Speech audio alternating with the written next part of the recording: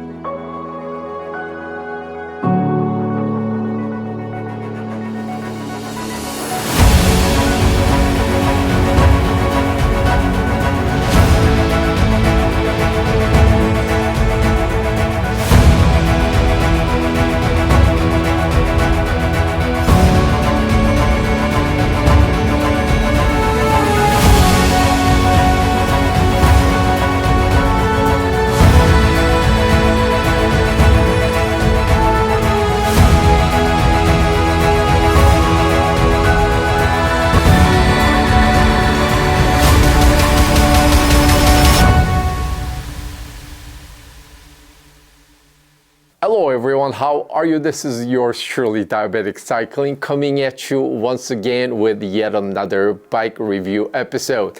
This episode is sponsored by my own damn wallet and brought to you by your engagement.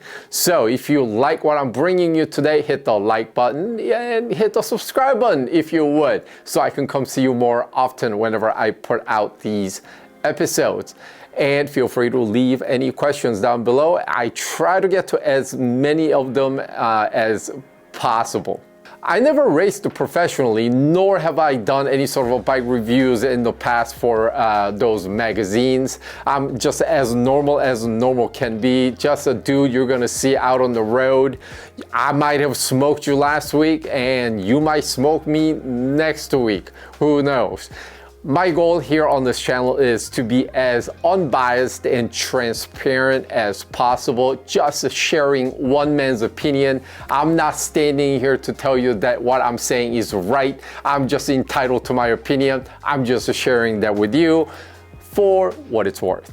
Having said all that, everything that I'm about to share with you is based on the last two dozen years where I've owned and ridden all these bikes that I'm gonna show you.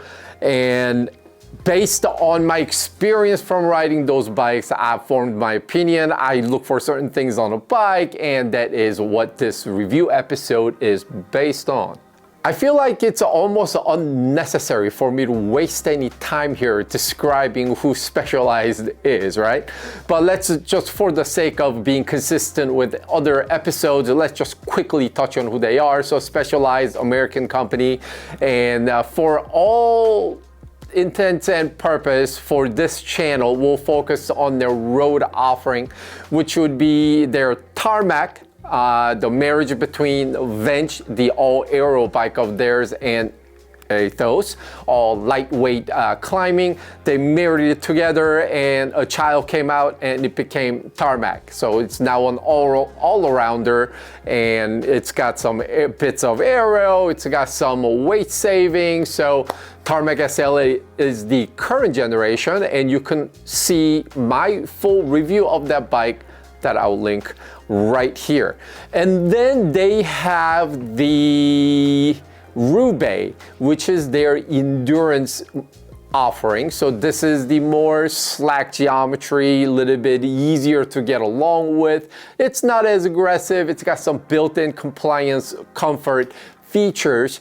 And then they have the Aethos. This is the one that is basically, make no apology about it, it's just for those of you gram saving, pinching weight, and just wanting your bike as light as possible. First of all, I think the Aethos may be due up for some kind of a refresh, because the original, the bike that I'm showing you today, my Aethos, it's still the Gen 1 that they came out first 3-4 years ago. So they're due for a redesign, refresh, Mach 2, if you will, because you know the bike companies would do that just so their lineup doesn't stay stale. So at the time of introduction, they made a big fuss about a few things. I seem to remember.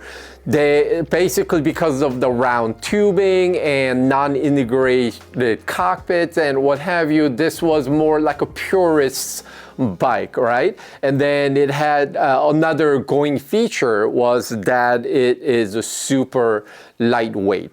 However, you know, I'm not really a weight weenie. I'm one of those guys that don't really think that or being lightweight is everything about a bike. So if it's just a one-trick pony where the being light is the only thing, it may not be the redeeming quality that I personally look for in a bike. So up until very late last year, like December 2023, I never really had a plan to get on any Specialized, but at the time I felt like because the Super 60 Evo came out and then Tarmac SL8 came out, so I decided that 2024 I would put together a series of episodes where I'm pitting Tarmac against Super 6 Evo. But then the comments started to trickle in from the unboxing videos and the first impression videos and the full review videos. A lot of you wrote in saying, hey, I want to see a review on Aethos. I want to know what you need to say, what you got to say about an Aethos. And then my answer at the time was, hey, I don't own an Aethos. I wouldn't be able to tell you. However, the Tarmac SL8 surprised me in its ride quality, where I loved how easy it was to ride. Now, I do have some negative feelings about that particular bike of mine, which is well documented on this channel. If you're curious, you could go watch the aforementioned full review video as well as the comparison against the Super 6 Evo. But basically, there were enough bits that I was really taken aback by that Tarmac SL8. I kind of told myself internally, if there's an opportunity that permits, maybe I might want to get on an Aethos and see how that's like. And then fast forward to May of this year, 2024, there was a trip that I put together with my homies where we would pack our bikes, fly over to Colorado Springs, and we would go tackle two major climbs, Pikes Peak and Independence Pass. So that meant I would need to, semi take apart a bike, put that into a hard case, get that thing, to take that thing with me in an airplane. So at that time, all my bikes had integrated cockpits. So taking that apart would be a little bit of a problem because the cable slack, and then take it off the steer tube and putting it into the hard case. because of such lack in slack, it posed a unique problem where fitting it into a hard case would be a problem. So then I kind of thought, all right, let's go get a bike that has just a standard cockpit. Now, I know it may sound stupid that I'm gonna go get a bike just so that I could go do this trip, but at the same time I kind of wanted to get a bike that I could easily take apart for air travel, because I got other plans and other countries where I want to go tackle some of these monumental climbs. So I decided to go get one, and I wanted to get one locally available. So this was bought as a complete build, full bike, rather than my normal way of doing it, which is the building it up, building frame up the way I want. That put me in a position where I was looking for a bike that's available locally, and one that would have a non-integrated cockpit in my size. I didn't really care for color, so I looked around, and a local pretty big large dealer had a Specialized Aethos in size 52, which is my size, and it was available. So I went, and this build, this model comes, I forget if it's called the Pro or Expert or Comp. I don't know Specialized way of naming things, but this is the lowest model basically that comes with the 105 Di2. Oh, maybe they have a 105 mechanical version that's cheaper. That I don't know. Anyhow, so this is the 105 Di2 build, hair under $5,000 the way they put it. Still very expensive if you ask me, because 105 is supposed to be your mainstream, every man's group set. So when a bike comes with that, despite the bike being a full carbon and all that, I mean, for it to reach all the way up to $5,000, that's a lot of money. But anyhow, so that's the bike I ended up getting. And considering the insanity that is the bike pricing in the modern day that we live in, I figured that's reasonable enough. I want to be careful when I say that, because obviously this is a first world problem. I basically told myself, okay, might as well get this, and let's pit it against my Tarmac SL8 and see how it fares.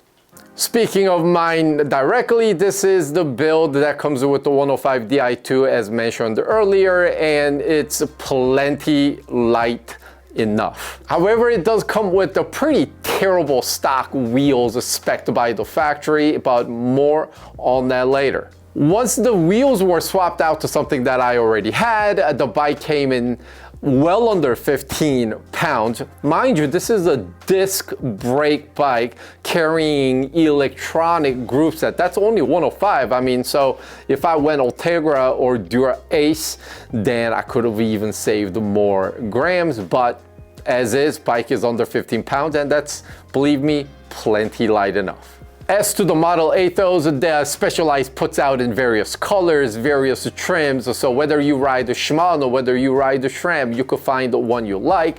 And every level they also offer: Rival, Force, Red, 105, Ultegra, Dura Ace. So you could definitely find something that's within your budget. As mentioned earlier, my bike is a Specialized sizing 52 centimeters. So this bike comes in at 527 millimeter stack with 380 millimeter reach. And those numbers are important because when I shop for my bikes, road bikes, I'm looking for somewhere about 525 mil stack and about 380, 383 in reach. So if you look at those numbers, this is basically exactly the same, exactly the size that I would always prefer. Now, in my previous episode where I talked about Tarmac SL8 versus Super 6 Evo, some people were mentioning, hey, maybe your Super 6 Evo's too small. But the thing is, all my bikes are basically at about the same stack and reach. So, you know, I adjust and compensate based on if the frame comes a little too small or a little too long or a little too tall or a little too short. Obviously, I adjust accordingly. But basically I'm riding the same geometry bike across the board. So when I have a certain feedback on a certain bike, it's not because I'm riding some wrong size bike. In terms of my drivetrain, as mentioned earlier, everything is 105 Di2. I'm a big fan of a 105 Di2 because it does everything the big brothers do. It weighs a little bit more, but again, being 100 grams lighter here, 100 grams heavier there, really not that big of a deal at an enthusiast level where we're not racing to put food on the table for our families.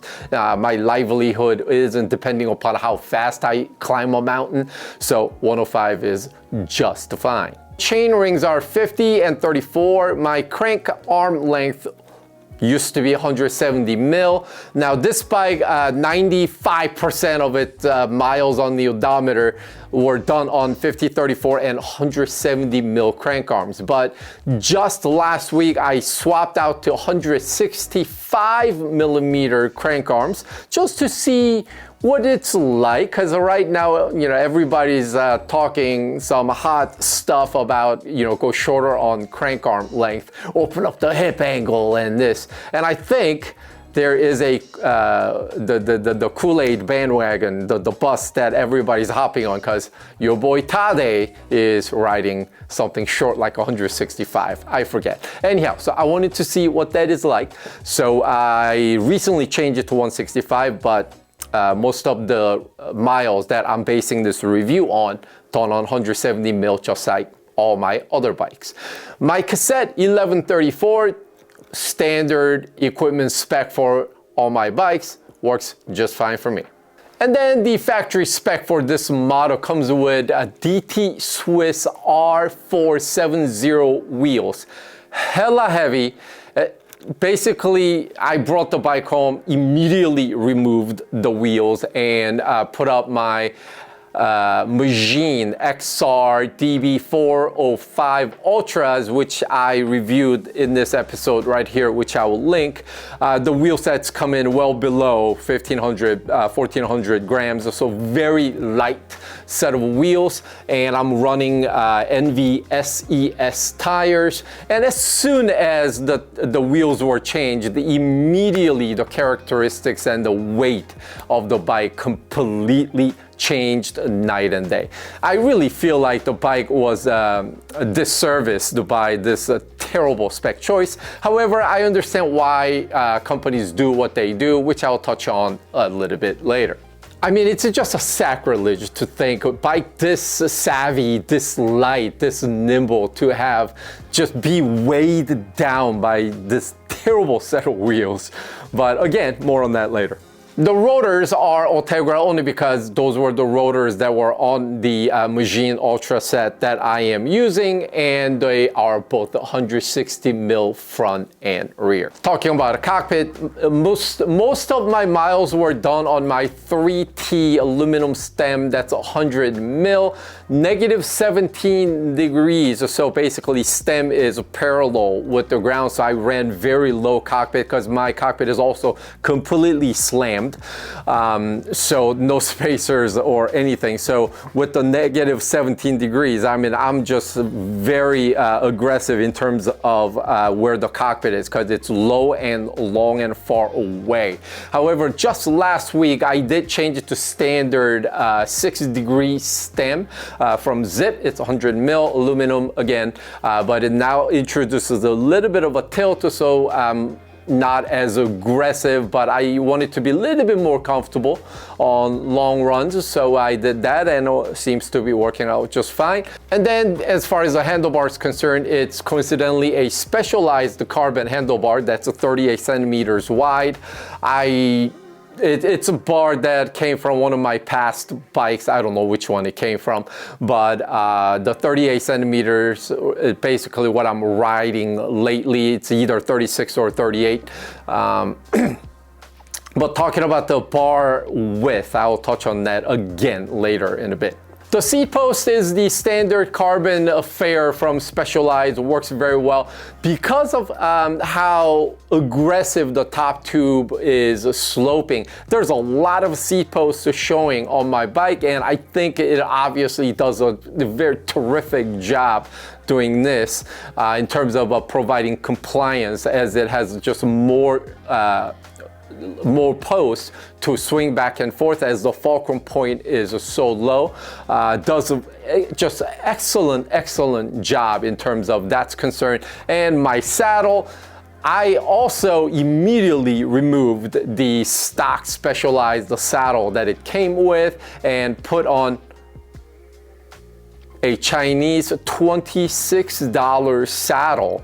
It's from a company called Mixed, and I believe the model of the saddle is 5D, they call it. But again, it's a $27 saddle from AliExpress, and you would be wondering, gee, DC, what the hell? So normally I really love my Selle Italia Superflow Boost saddles that are the L3 model, the wider version. So it's the popular short nose, a little bit wider.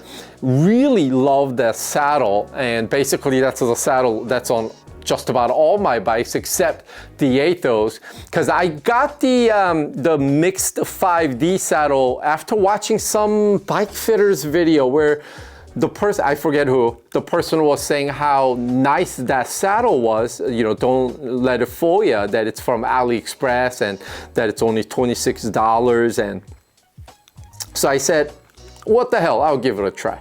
So I got it, and then I put it on Aethos because I really hate that Specialized saddle that it came with. And then I like it so much, I just decided to keep the saddle on Aethos, and that's just what I've been riding on ever since. And boy, I tell you, that saddle is just super awesome. And with the center cutout and everything, it's very much like the Selle Italia Superflow Boost. Maybe it's a knockoff as it's meant to be. I don't know that, but I don't notice any issues. There is no comfort issue. I'm not sliding forward or back. The saddle's rigid, stiff, and it's holding up, and it's just, for $27, even if it was $150, I would happily ride that saddle. So highly recommend it if you're looking for something that doesn't cost you a bank in terms of a saddle that's comfortable. And of course, everybody's ass is different. So your mileage, your ass may be different. So take this with a grain of salt. In terms of appearance, I mean, this is what, you know, the so-called purists would find easy on the eye, right? Round tubings, I mean, just everything is a standard sort of a thing. There's like nothing proprietary on here.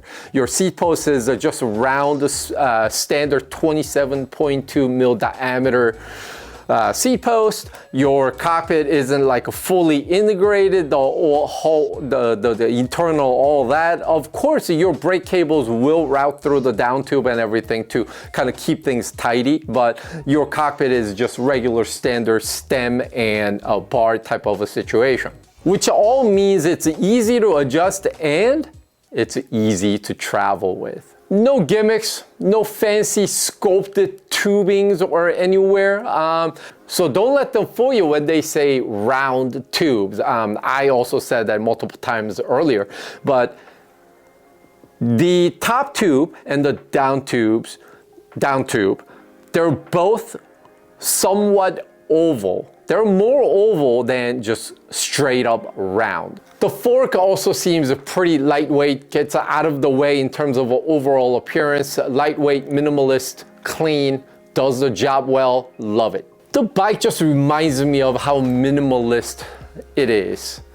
The standard shape tubing and yet modern electronic shifting goodness. Doesn't have a drop the seat stays. Just overall as a package, it just harkens back to yesteryear's bikes.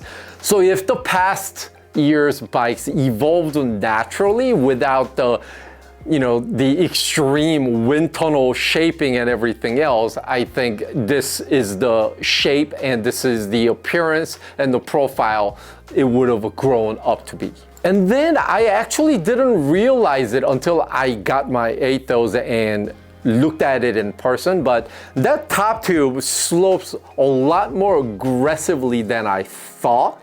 It might actually be even more aggressive than who invented it, which is Giant and their TCR, because TCR has a pretty steep sloping top tube, but this thing has a ton of a sloping going on. I mentioned earlier how tarmac surprised me. Just as so, this bike, Aethos, caught me by surprise. First of all, let's start with what the bike is meant to do, and that is to climb mountains. In order to put that to the test, I took that bike, as mentioned earlier, to my Colorado trip where I took down Pikes Peak and Independence Pass. Then, a few months later, in July, I took this bike to climb what's dubbed as the hardest to climb in California, called Onion Valley, and the next day I also climbed Horseshoe Meadow. So to say that I know this bike intimately well, how it handles when the road tilts up, that would be an understatement. Now you could of course argue that this may not have been the absolute perfect tool for the job. You could have gotten yourself on S-Works. You could have gotten yourself the S-Works with a much lighter build even in terms of wheels, or the group set like a Dura Ace to shave even more grams. And I'm sure those would be very nice. However, I really found, and still finding myself, that my middle of the road build spec bike does the job extremely well. Those of you regulars would know that I've owned and ridden plenty of bikes even today that cost a lot more than this Aethos. At the end of the day, it's not what it says on the down tube, it's not what it says on the scale when you weigh it. To me, it's how the bike feels when I'm riding it. I had equally light bikes in the past in the form of Cannondale Evo High Mod, as well as Canyon Ultimate CFS LX, which was at the time their top of the line. Now both were rim brake bikes. They were light, they were stiff, and they were absolute joy every time I had to go tackle some monumental climb. That all said, in terms of taking down mountains, I'm not sure if I could come up with another bike that is better suited than my Specialized Aethos. On that premise, it delivers a plenty.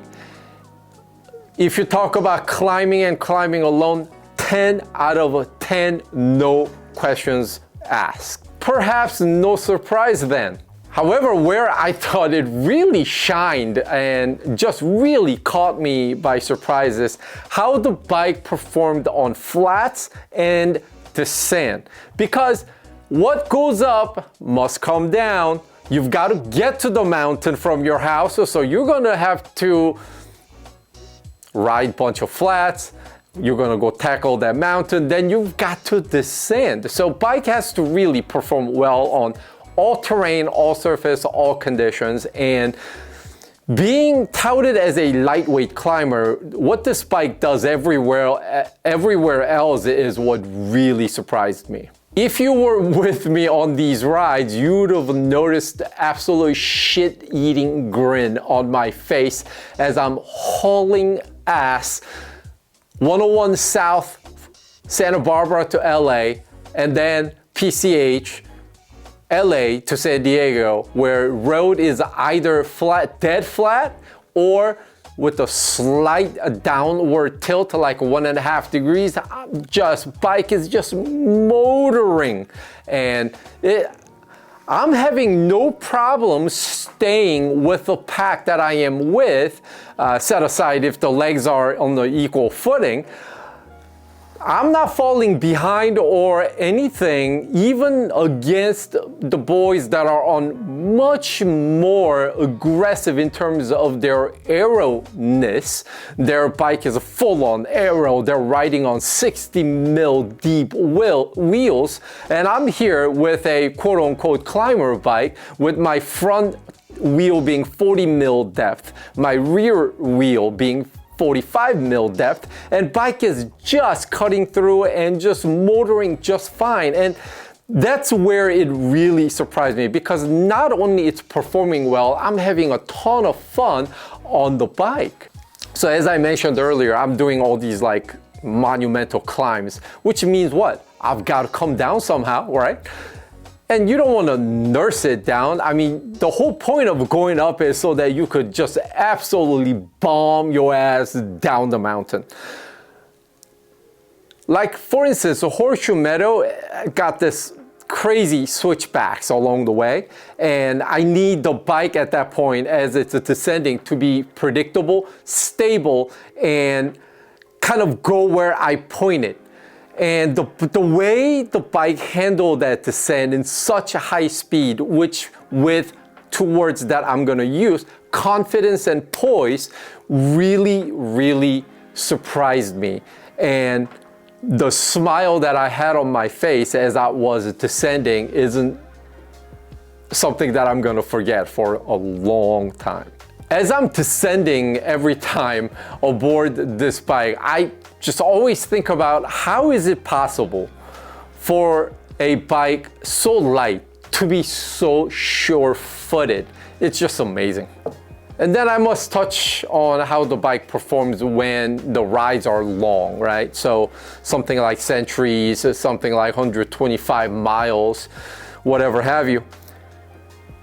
It's just how remarkable for a bike that's maybe half the cost, maybe 1/3 of the cost. I mean, you could go get yourself a Tarmac SL8 S-Works version, decked out Dura-Ace Rovo CLX2s and all that for $14,000. And this bike is 1/3 of that. My Canyon CFR cost me handsome 10 grand, and this bike is half the cost of that bike.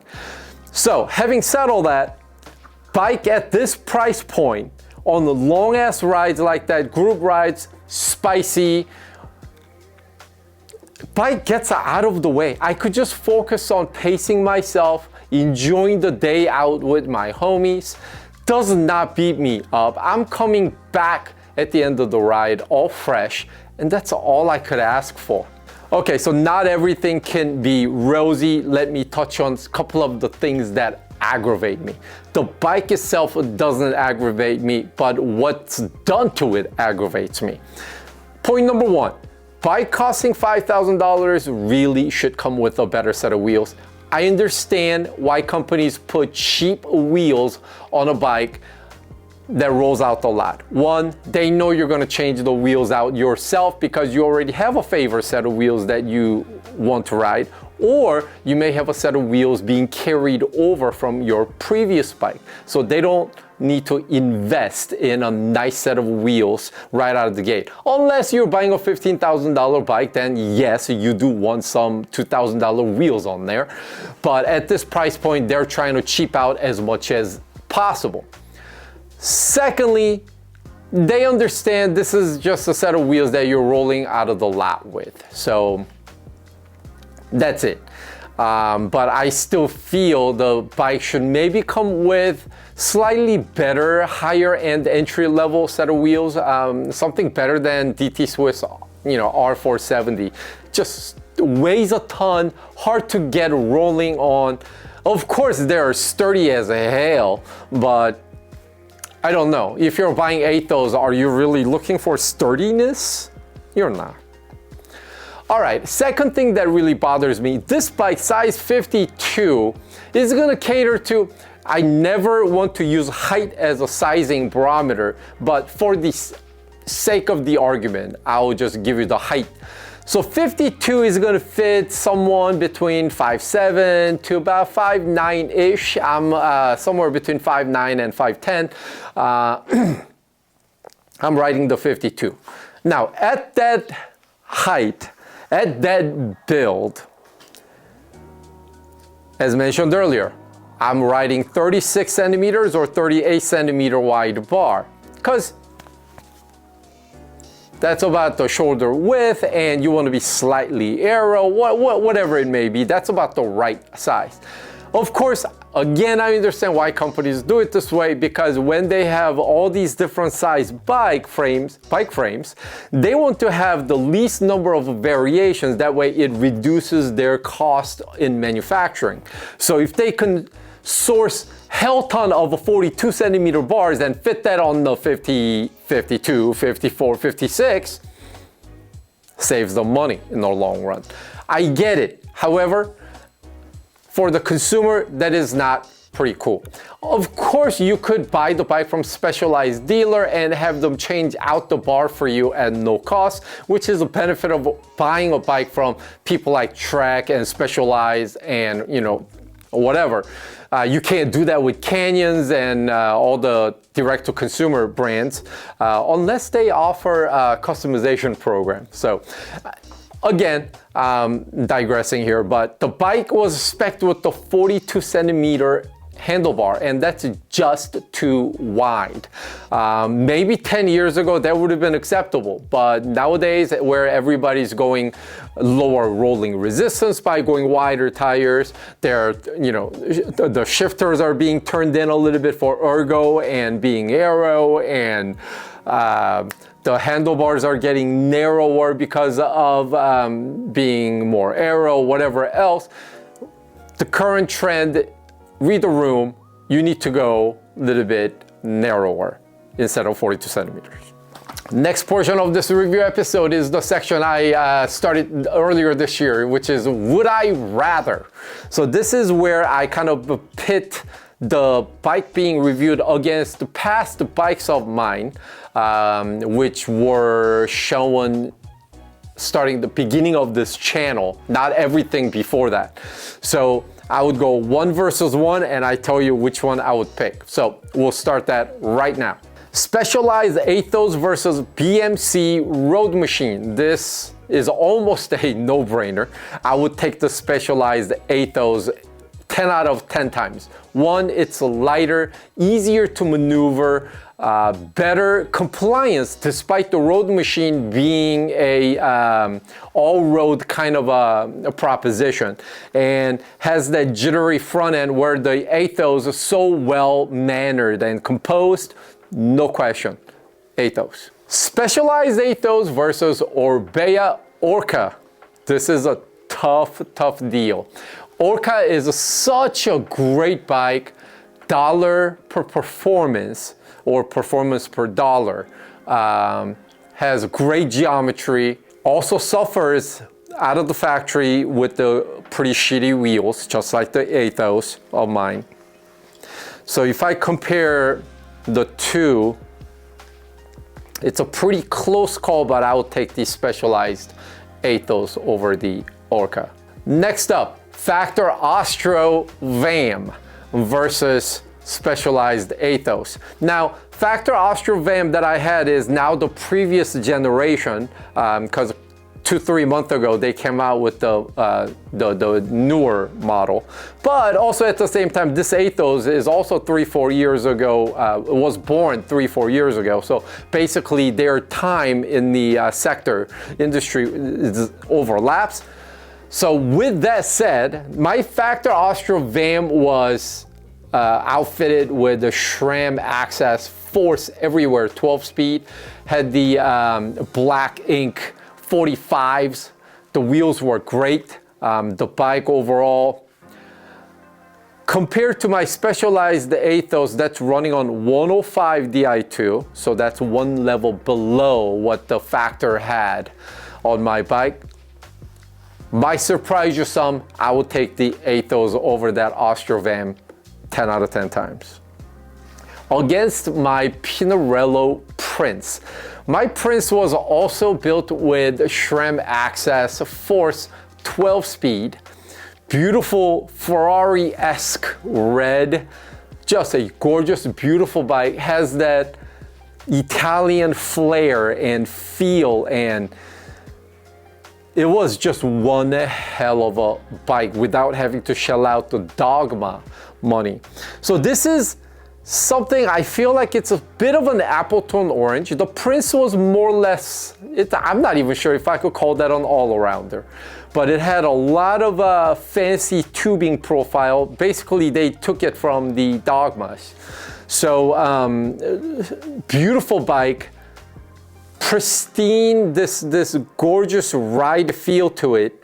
Aethos, so playful and so lively. Somewhat unfair to compare these two and have me pick one, but I would take the Aethos because it's one, easier on the wallet.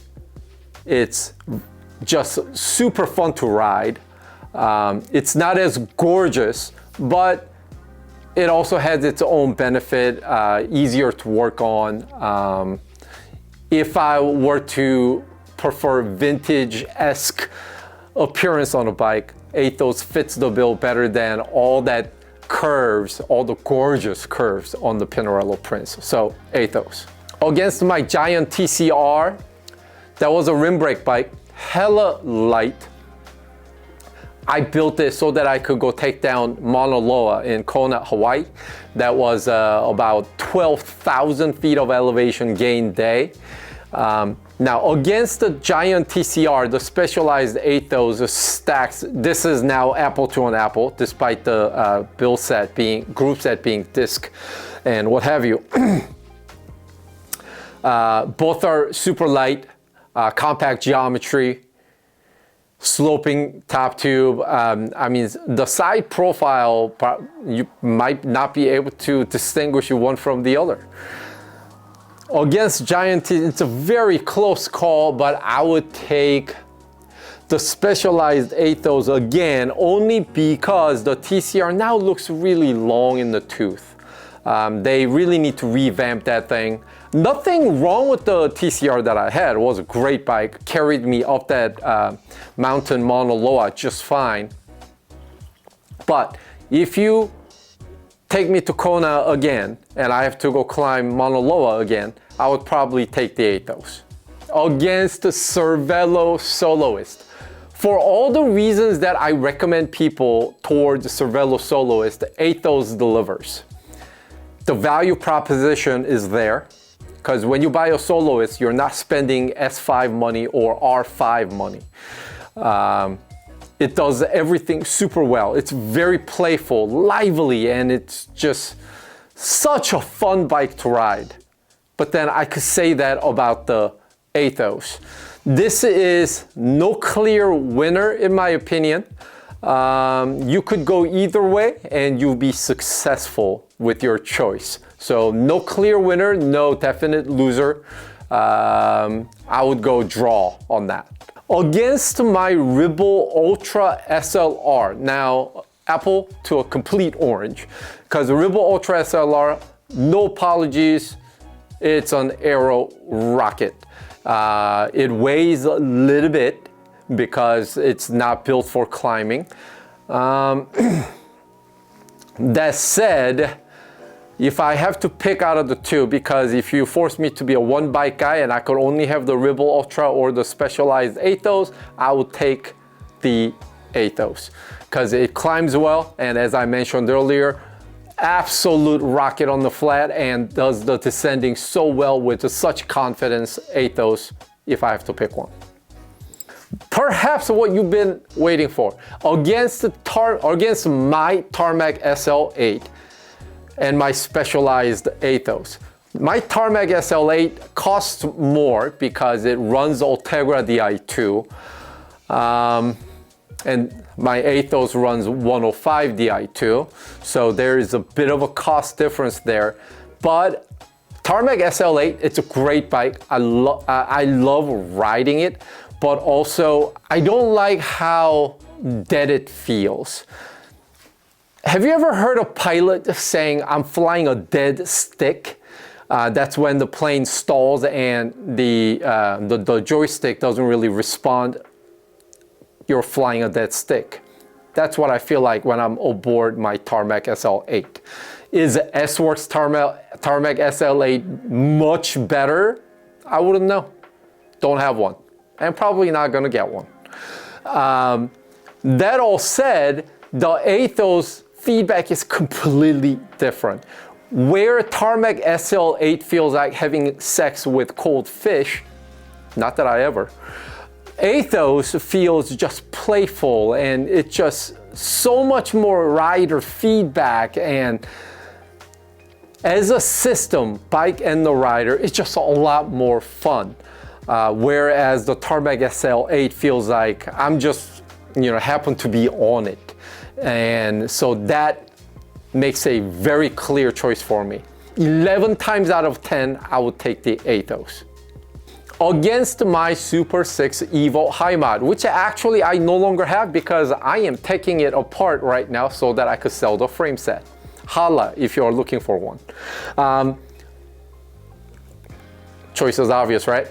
I don't like the way the current gen Super 6 Evo High Mod is for a lot of different reasons, which I will link right here, my full review episode. Aethos, no issues at all.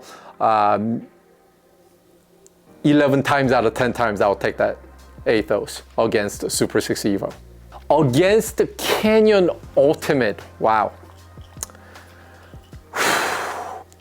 See, I would rank the Canyon Ultimate as one of my top 3 bikes in terms of price, performance, stiffness, how light it is, how well it performs on the flat, just overall, just everything as a package, as a whole bike.